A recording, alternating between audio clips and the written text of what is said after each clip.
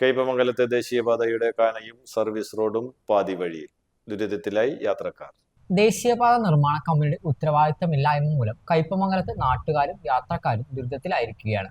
ഒരു മാസത്തോളമായി ഈ മേഖലയിൽ ദേശീയപാതയുടെ നിർമ്മാണ പ്രവർത്തനങ്ങൾ ഒന്നും നടക്കുന്നില്ല. എന്നാൽ NH പണിക്കായി സർവീസ് റോഡിൽ വെച്ച തടസ്സങ്ങളും പാതി വഴിയിൽ പണി നിർത്തിയ കാനയുമാണ് ജനങ്ങൾക്ക് ദുരിതമാവുന്നത്. കയ്പമംഗലം 12 മുതൽ വഴിയമ്പലം വരെയുള്ള ഭാഗങ്ങളിലാണ് പ്രശ്നം. സർവീസ് റോഡിലൂടെ വരേണ്ട ബസ് സർവീസുകൾ 1.5 മാസമായി പാലത്തിനു മുകളിലൂടെ പ്രധാന ഹൈവേയിലൂടെയാണ് പോകുന്നത്. ഇതുമൂലം വിദ്യാർത്ഥികളും പ്രായമായവരുൾപ്പെടെ ഒട്ടേറെ പേരാണ് ബുദ്ധിമുട്ടുന്നത്. കാളമുറി സെന്ററിലെ ബസ് സ്റ്റോപ്പിലെത്തേണ്ട ബസ്സുകൾ കിലോമീറ്ററോളം അകലെയുള്ള സ്റ്റോപ്പുകളിലാണ് വരുന്നത്. ബസ് സർവീസ് ആശ്രയിച്ചു കഴിയുന്ന യാത്രക്കാർ ഇത്രയും ദൂരം നടന്നു വലയുകയാണ്.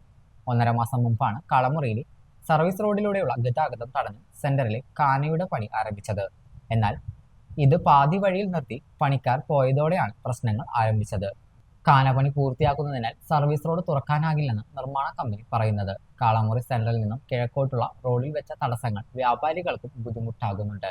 ചളങ്ങാട് ഭാഗത്തേക്ക് വലിയ വാഹനങ്ങളൊന്നും തന്നെ കടന്നു പോകാനാകുന്നില്ല. കടകൾക്ക് മുന്നിൽ സ്ഥാപിച്ച തടസ്സങ്ങൾ മാറ്റണമെങ്കിൽ ഹെവി ഉപകരണങ്ങൾ വേണ്ടിവരും. ഇതുവഴി വാഹനങ്ങളും യാത്രക്കാരും വരാതായതോടെ കച്ചവടത്തെയും ബാധിച്ചെന്ന് വ്യാപാരികൾ പറയുന്നു. പനമ്പിക്കുന്നിൽ നിന്നും ആരംഭിക്കുന്ന 3 പീടിക ബൈപ്പാസിലെ കിഴക്ക് ഭാഗത്തെ സർവീസ് റോഡിന്റെ പണിയും പാതി വഴിയിൽ നിർത്തിയ നിലയിലാണ്. ഇതുമൂലം പടിഞ്ഞാറ് ഭാഗത്തെ ഇടുങ്ങിയ റോഡ് വഴിയാണ് ഇരുദിശകളിലേക്കുമുള്ള വാഹനങ്ങൾ കടന്നു പോകുന്നത്.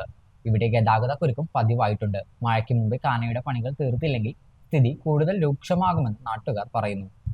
അതേസമയം തെരഞ്ഞെടുപ്പായതിനാൽ വെസ്റ്റ് ബംഗാളിൽ നിന്നും മറ്റുള്ള തൊഴിലാളികൾ ഒരുമിച്ച് നാട്ടിൽ പോയതാണ് പണികൾ തടസ്സപ്പെടാൻ കാരണമെന്നും ഒരാഴ്ചയ്ക്കകം പണികൾ പുനരാരംഭിക്കുമെന്നും നിർമ്മാണ കമ്പനി അധികൃതർ പറയുന്നു.